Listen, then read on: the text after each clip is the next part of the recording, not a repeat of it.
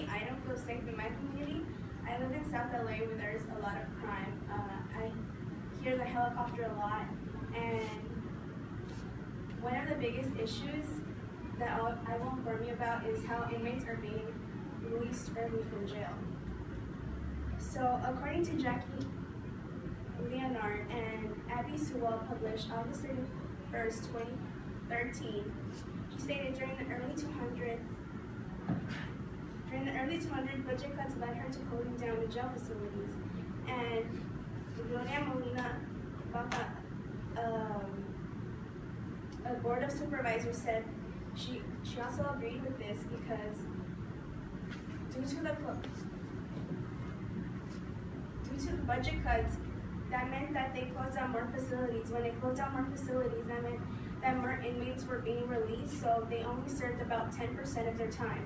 And when they serve 10% of the time, that's kind of bad because you're supposed to serve the amount of time that you have, and if you did the crime, you do the time. So a 2006 time investigation found that 16,000 inmates were released early, and they were rearrested after committing another charge, and 16 of them were charged for murder. So it only shows the statistics of if they were let out early, some of them go back and do the same crime. So I will inform you today about how inmates are being released out early and how you have to have precaution, and you should learn what's going on in the world and in your community so you can be more safer and you learn more. So I will talk about the possible problems, what cause the problems, and the solutions.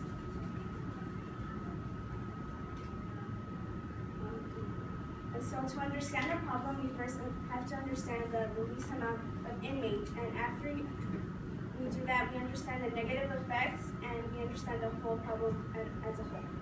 So according to the Associated Press, published February 2nd, 2015 by Fox News, LA has with the nation's largest jail system, saw its population go down 17% or 3,200 inmates after Proposition 47. So the inmates population, although it's good that it dropped, it still doesn't solve the problem where they're let out early and some of them recommit the same crime again.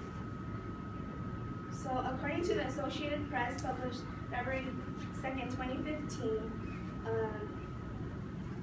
by Fox News, Kristen Borden, executive board of the Crime Victim Action Alliance, said that although there is less jail population, it doesn't mean that our communities are getting any safer.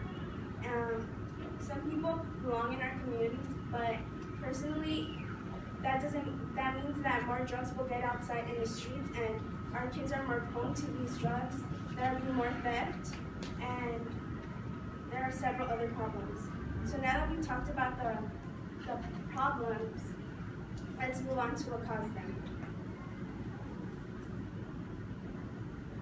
Although some of you might know what some of the problems might be, some of you don't. So I'll start by talking about one of them.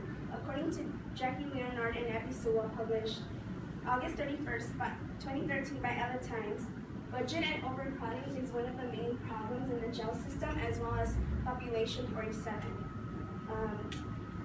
So budget and overcrowding is a problem and causes inmates to serve about 40% of their time.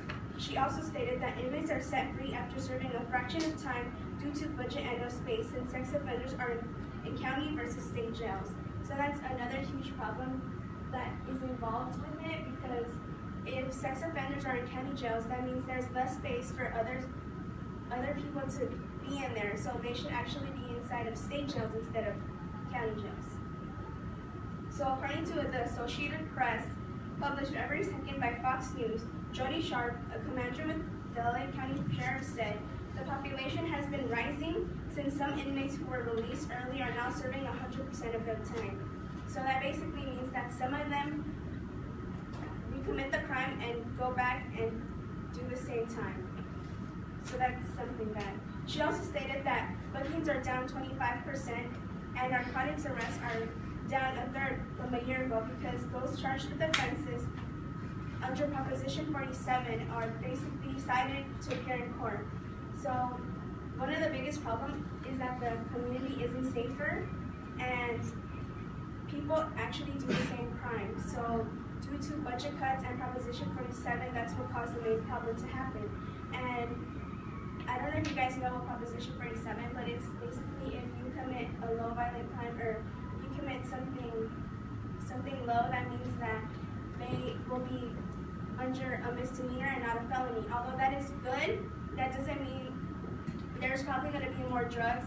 There will be more other problems as well, like date rape drugs, and there will be theft. So after defining the problem, let's see the possible solutions. So a personal solution would be to teach the kids about the issue and help them be more informed about what's going on.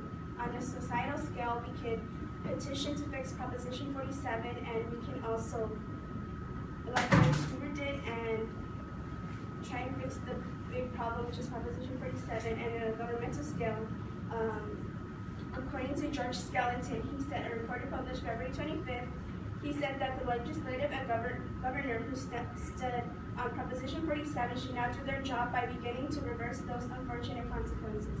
So by not only fixing Proposition 47, that's the main thing that allows inmates to be released early, but like if someone has a date rape drug, they're not going to use it to go and get high. They're going to use it like to do other things. And so now let's wrap it up. Basically, today I talked about how inmates are being released early, and I hope you guys all understood about the main issue, and so you can be more cautious about what's going on in our community. I talked about the problem, the cause, and some solutions, and basically I hope you guys all understand that in order for us to be safe where we live, we all must understand what's going on in the world, and I hope you understood the issue.